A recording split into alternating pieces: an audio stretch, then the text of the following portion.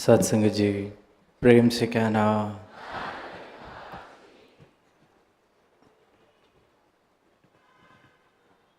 आज एक बार फिर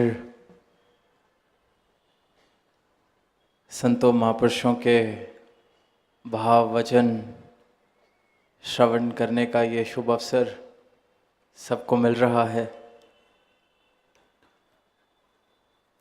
और जहाँ परमात्मा का यशोगान हो रहा है, आवाज़ दी जा रही है कि इसकी प्राप्ति की जा सकती है, इसे देखा जा सकता है। जीवन का मूल डाला जा सकता है जब तक ये जीवन जीते जी इंसान के साथ है, मानव के साथ है। जब तक ये श्वासें हैं, इन श्वासों के चलते ही ये मुमकिन है। और जहाँ ये यात्रा, जहाँ ये श्वासों की लड़ी छूट जाए, फिर ये बाजी हाथ से चली जाती है। कोई नया पैगाम नहीं, युगों युगों से जिसने पाया इस प्रभु को, उसने यही आवाज़ दी, इस प्रभु की महिमा गाई, यशोगान किया। और वहीं सारी मानवता को जहाँ जहाँ तक आवाज़ दे सके ये प्रयास किया आवाज़ देने का, कि इस परमात्मा को प्राप्त किया जा सकता है, देखा जा सकता है, अपनी पहचान करी जा सकती है। और आज भी देखते हैं कि कोई किसी भी तरीके से, किसी भी मान्यता के अनुसार परमात्मा में आस्था रखता हो, तो अक्सर इस तरह के भाव अनुभव करता है जो कहता है कि देखो परमात्मा ने कितनी सुंदर प्रकृति बनाई है। जीवन में कुछ अद्भुत घटता है तो कहता है देखो ये परमात्मा के कैसे चमत्कार हैं, कैसे इसके जलवे हैं। बेशक परमात्मा देखने वाली नज़र मिले ना मिले, लेकिन इंसान जो आस्था रखता है किसी भी मान्यता के अनुसार, इस तरह की बात करता है। और जिसे ये नज़र मिल जाती है, जो परमात्मा के दर्शन कर रहा है, वो भी कह रहा है कि हर पत्ते विच सूरत तेरी, हर जर्रे ते तेरा नाम। हर जगह देख रहे हैं, हर जगह तेरे जलवे हैं, कि वैसे तो देखता हूँ तेरे जलवे हर सू। पर संत महापुरुष आगे आवाज़ देते हैं कि काश अब ऐसा हो कि मुझ में भी तू नज़र आने लगे। कि बहुत हम जलवे देखने की, इसके चमत्कारों की, इसके होंद की बात कर रहे हैं, पर बात पूरी तब होती है जब ये भी मुझ में नज़र आने लगे। मेरी आस्था, मेरे गीत, मेरे पठन, मेरे कर्म सब एक तरफ हैं, सब ऊपर ऊपर के हैं। अगर मेरे हृदय में इसका वास नहीं हुआ तो कोई भी चीज़ किसी काम आने वाली नहीं है। जीवन ऐसा हो कि ये परमात्मा उस जीवन से नज़र आए। और ऐसा ही जीवन संतों ने जिया है, और ऐसा ही जीवन जीने की प्रेरणा संत युगों युगों से देते आ रहे हैं कि इसे देखा जाए, इसे प्राप्त किया जाए, इसे जाना जाए, पहचाना जाए। मान्यताओं के अनुसार, संस्कारों के अनुसार नहीं, तत्व रूप से जैसा है वैसे का वैसा इसको जाना जाए, देखा जाए, प्राप्त किया जाए। और फिर इसकी झलक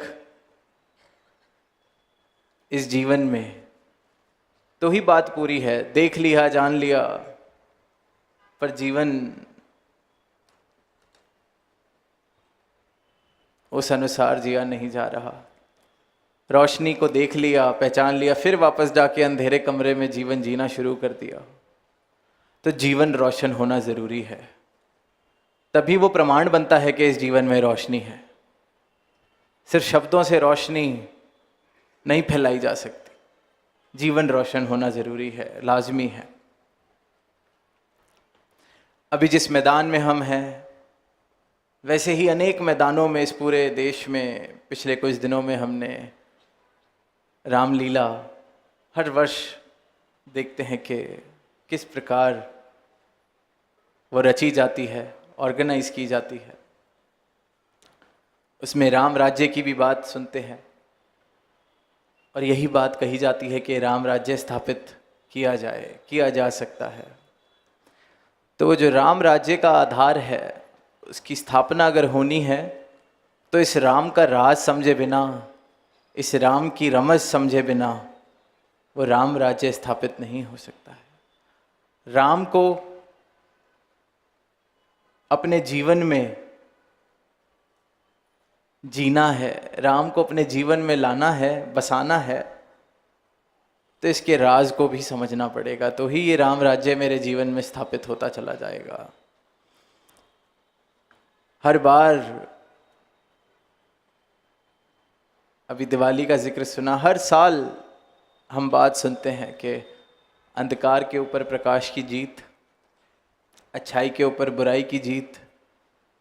इंसान अपने अपने तरीके से सेलिब्रेट करता है या आवाज़ देता है, पर अंधकार को हराने के लिए प्रकाश को कुछ करना ही नहीं पड़ता, प्रकाश को तो सिर्फ होना होता है, और अंधकार रह ही नहीं सकता, टिक ही नहीं सकता। तो बात यह है कि बार बार हर साल, हर वर्ष इन भावों को मैं दोहराता हूँ, इन बातों को मैं दोहराता हूँ। राम राज्य की मैं बात करता हूँ, रामलीला मैं रचाता हूँ, देखता हूँ, आनंद लेता हूँ,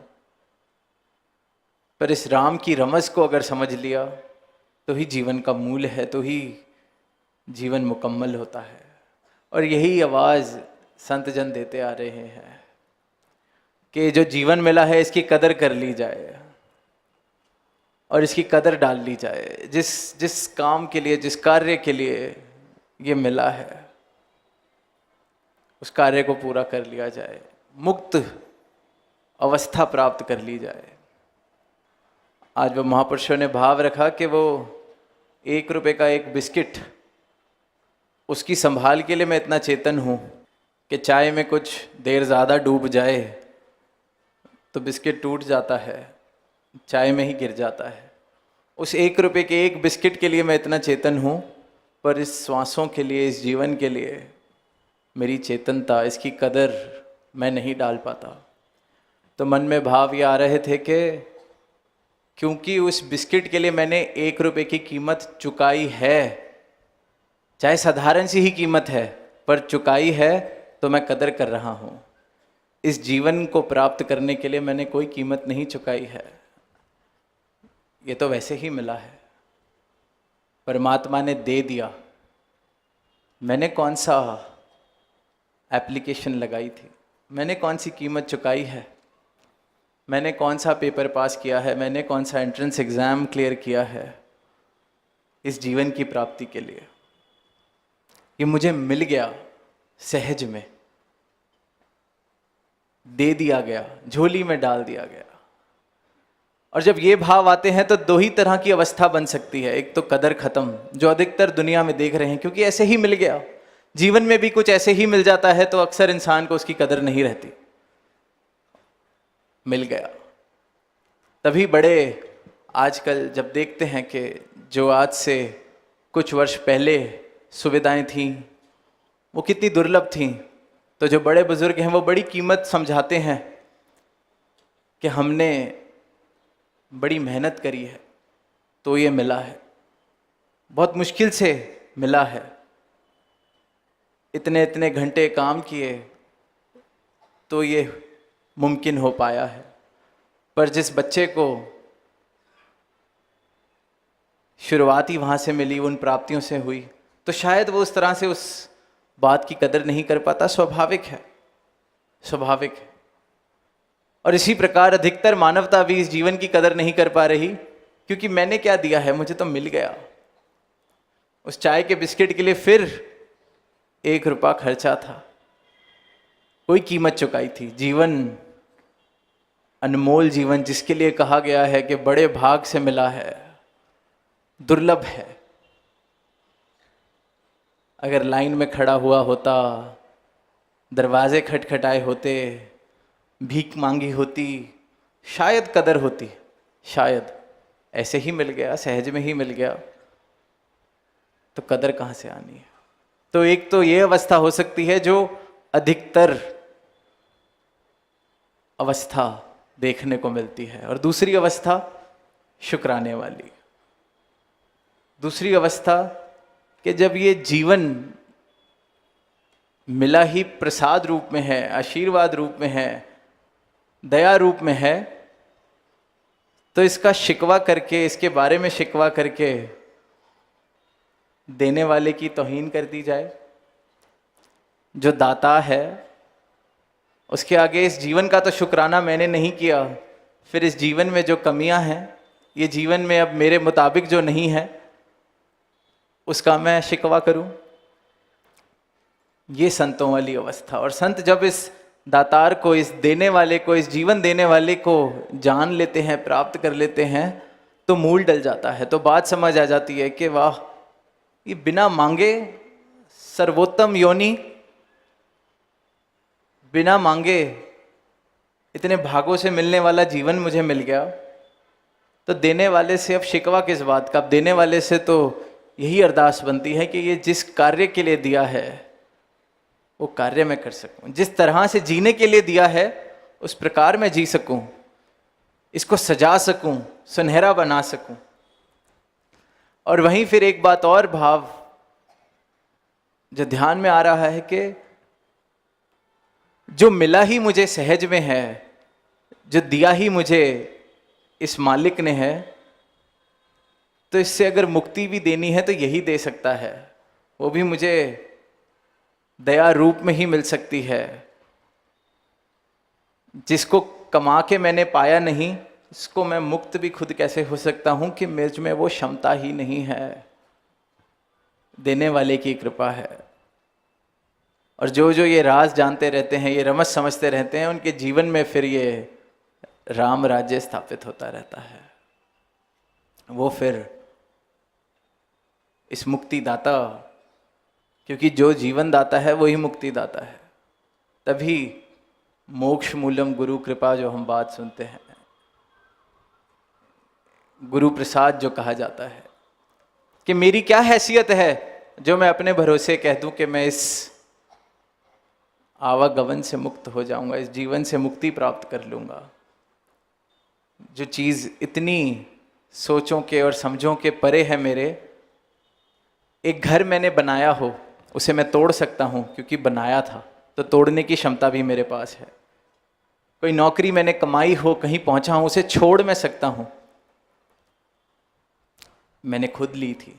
किसी रिश्ते को मैंने स्थापित किया हो, उस रिश्ते को मैं खुद छोड़ सकता हूं क्योंकि मैंने स्थापित किया था। पर यह जीवन, ये आवागमन, ये तो दातार ने, इस कर्ता ने मुझे दिया है। तो इससे मुक्ति भी एक कर्ता ही दिला सकता है। मेरे कर्म कहीं किसी काम नहीं आने वाले जब तक ये मुक्ति दाता मेरे जीवन में नहीं है, सतगुरु मेरे जीवन में नहीं है। तो ये जो भाव हैं, ये जो समझ है, ये जो रमज है, ये जिस जिस जीवन में आ जाती है, फिर उस जीवन की चाल आनंद वाली चाल हो जाती है। उस जीवन में से ये भक्ति वाली महक, ये सत्य वाली महक, ये शुक्राने वाली महक आने लगती है। अक्सर इंसान शिकवा यही करता है कि मुझे थोड़ा दिया, सामने वाले को ज़्यादा दिया। लायक मैं था पर मिल पड़ोसी को गया। अकल मुझ में ज़्यादा थी, नंबर साथ वाले के ज़्यादा आ गए। स्कूल में तो मैं सबसे आगे था, पर पैसे मुझसे ज़्यादा कोई मेरा मित्र कमाने लग गया है। कंपैरिजन, या ये कि I didn't get what I deserve, I got less than what I deserve. जब ये नज़र है कि जितनी मेरी काबिलियत है, जितना मुझे मिलना चाहिए उससे कम मुझे मिला है, तो शिकवा आना लाजमी है। यही आधार है शिकवे का। और जब ये भाव आ जाए कि ये जीवन कौन सा मैं लायक था इस जीवन की प्राप्ति के लिए,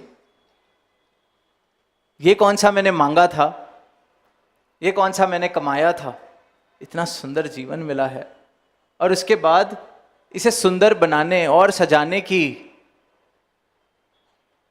विधि मुझे मिली है, ये ब्रह्म ज्ञान मुझे मिला है, सद्गुरु मुझे मिले हैं, जीवन में प्रेम आ गया है। एक ही आधार है इस जीवन की सजावट का, वो है ब्रह्म ज्ञान। और उस ब्रह्म ज्ञान के द्वारा जो फिर प्रेम जीवन में आता है, वो तो फिर इंसान कहता है जब ये जीवन ही इसने दया करके दिया, तो पहले ही जितना मिलना था उससे ज़्यादा मिल गया, बस इसे सुंदर तरीके से जिया जाए, सजावट करी जाए। बेशक प्राप्तियों की कोशिश जो है ज़रूर की जाए, बेशक कर्म सारे किए जाएं, पर फिर शिकवे वाले भाव जीवन से चले जाते हैं कि ठीक है, जब जीवन इसने बिना मांगे दिया है तो और कुछ भी जो देना होगा बिना मांगे ही दे देगा। शुरुआत इस यात्रा की मांग से नहीं, इसकी रहमत से हुई है। तो जीवन में अगर शुक्राना बन जाए इस मांग के अलावा, तो जैसी शुरुआत आनंदपूर्वक, वैसा ही ये जीवन आनंदपूर्वक चल सकता है, फिर अंत भी इसका आनंदपूर्वक है। और यही आवाज़ संत दे रहे हैं, महापुरुष दे रहे हैं कि इस दातार को, इस कर्ता को, जिसने सृष्टि को बनाया है, हम सबको बनाया है, जो ज़र्रे ज़र्रे में मौजूद है, इसे जान लिया जाए, इसे पहचान लिया जाए, इसके साथ एकमिक होने का प्रयास उसके बाद किया जाए। आनंदमय जीवन अगर जीना है तो अभी भाव सुने कि अपनी कीमत, अपनी वैल्यू, अपनी आइडेंटिटी, या तो जितने मैंने कर्म किए हैं, जो मैंने अचीवमेंट्स किए हैं, उन सब का जोड़ मेरी आइडेंटिटी है, मेरी मैं है। कोई पूछे कि मैं कौन हूँ, कोई हमसे पूछता है, तो जो सबसे उत्तम उपलब्धि हमारी होती है, हम उसके द्वारा उसे बताते हैं हम कौन हैं, क्योंकि मेरी मैं मेरी उपलब्धियों का ही जोड़ है। या फिर कोई और जो मेरे बारे में जानता है कहता है, जैसे कि आज सुना, और वो जब तक इस संसार के द्वारा चल रहे हैं, संसार की नज़र के द्वारा चल रहे हैं, तो इन उपलब्धियों के अनुसार ही अपनी मैं को हम बनाते चले जाते हैं। ये तो मैं वाला जीवन, संसार वाला जीवन हो गया जो सारी दुनिया चल रही है।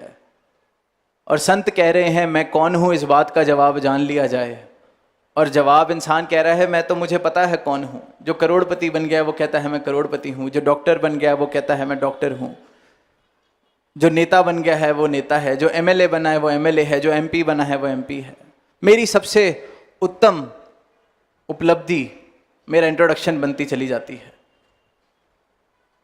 क्योंकि उससे सामने वाले को पता चल जाता है कि मैंने क्या क्या किया है, मेरी मैं का विस्तार कितना है, मेरा कितना बड़ा रुतबा है। ये तो मैं वाली नज़र।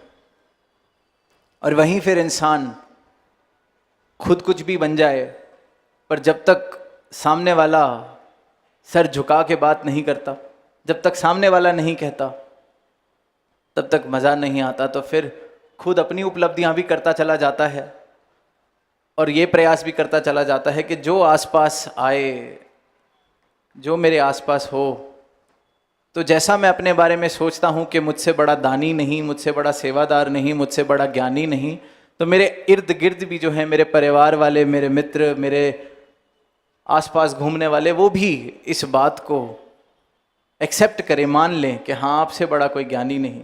तो ये अपनी मैं को बनाने का प्रयास हर एक इंसान करता है, ये मैं वाला जीवन, संसार वाला जीवन।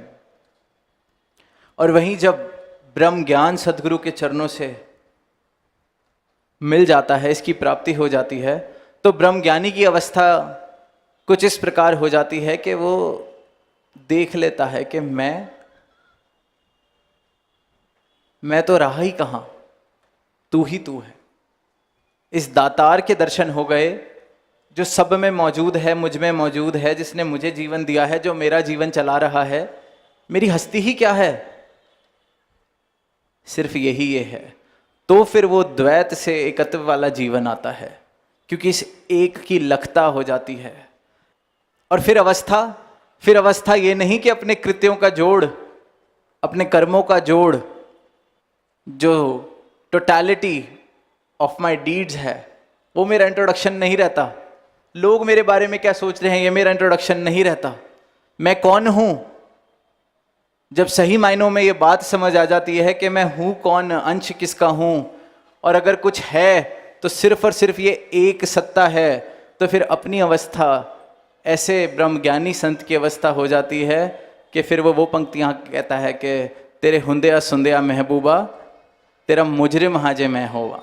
फिर वो कहता है कि तेरे होते हुए, जो सिर्फ तू ही तू है, तुझे देख लिया, तुझे जान लिया, अब उसके बावजूद भी अगर मैं बच गया तो ये तो गुनाह है, ये तो तौहीन है तेरी, तेरा मुजरिम हूं मैं। ये तो मूर्खता हो गई, गुनाह हो गया। मूर्खता भी नादानी है, बच्चे नादानी कर जाते हैं जिस प्रकार, वो तो कहता है ये तो गुनाह हो गया, मुजरिम हो गया। फिर तो कि तेरे हुंदिया सुंदिया, जिसने तो जाना नहीं उसे माफ किया जा सकता है, तभी सारे कृत्यों का जोड़ बता रहा है कि मैं हूं। पर जो ब्रह्मज्ञानी है, जिसने इसे पा लिया, वो कह रहा है तेरे हुंदिया सुंदिया महबूबा, तेरा मुजरिम हाजे मैं होवा। कि फिर तो तुझे जिसने पा लिया, तेरी प्राप्ति जिसे हो गई, तेरा विस्तार जिसने देख लिया, तेरा विराट स्वरूप जिसने देख लिया, उसके बाद वो बच कैसे सकता है, रह कैसे सकता है? फिर तो मुजरिम हुआ तेरा अगर मैं हुआ। तो ये अवस्था ब्रह्मज्ञानी की, ये अवस्था आनंद वाली, ये अवस्था प्रेम वाली, कि इस दातार को, इस प्रीतम को, इस महबूब को पाके फिर अपना होना एक जुर्म हो जाता है, गुनाह हो जाता है, गुंजाइश ही नहीं बचती, फिर इसमें एकमिक होने वाली अवस्था बन जाती है। तो ऐसी अवस्था प्राप्त करने के लिए, इस सत्ता को प्राप्त करने के लिए, इस जीवन को मुकम्मल बनाने के लिए, अपनी पहचान करने के लिए, इस राम की रमज को समझने के लिए ये मानव जीवन मिला है। इसका मूल डाल लिया जाए, इसकी कदर कर ली जाए। जब तक श्वासें चल रही हैं तब तक ये मुमकिन है, हर किसी के लिए मुमकिन है। तो बड़े भाग से जो ये जीवन मिला है, उसका मूल डालने, इस बाजी को जीत लिया जाए, वो अवस्था हमारी भी हो जाए कि जो है, असल में जो है, उसे देख लें, जान लें। और फिर ये जो इस मैं को बड़ा करने की जो संसार, सारा ही संसार ये अज्ञानता है, जिसके कारण मैं को मैं बड़ा कर रहा हूँ, विस्तार इसका करने का प्रयास कर रहा हूँ। और जब ब्रह्म ज्ञान आ जाता है तो पता चल जाता है कि असल में है क्या, है कौन, किसकी हस्ती, किसका मैं अंश। तो जीवन जीने का रूप, रंग, ढंग सब बदल जाता है जब सदगुरु की नज़र मिल जाती है। और फिर जो गुरसिख गुरदी अख नाल वेखे, गुरदे कन्नाल सुनता है, उसके जीवन की अवस्था फिर ये खुशबू वाली, महक वाली हो जाती है, भक्ति वाली हो जाती है। और ये अवस्था हर किसी के लिए मुमकिन है प्राप्त करना। और दातार से यही अरदास कि हर मानव इस अवस्था को प्राप्त करे, राम के राज को समझ के ये राम राज्य की स्थापना करते चला जाए। प्रेम से कहना धन्यवाद।